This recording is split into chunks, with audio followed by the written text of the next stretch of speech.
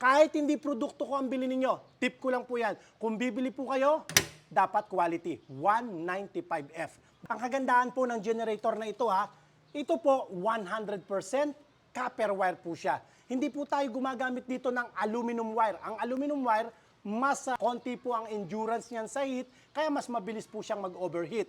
Pagka po copper wire ay talaga namang ang copper po, mas matibay po yan at quality. At dito po ang isang may pagmamalaki ko po sa inyo, ang makina po ng ating 10 kVA, pag sinabing 10 kVA, dapat po ang size ng kanyang makina 195F. Pagka po 192F, mas mababa pong quality po yan.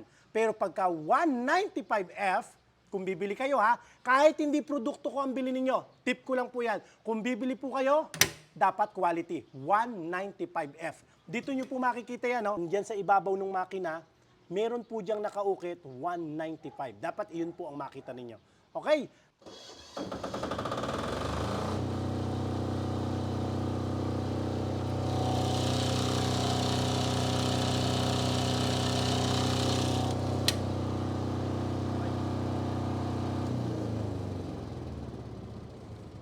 Maraming salamat po sa pag-avail, Boss Romeo Gabriel.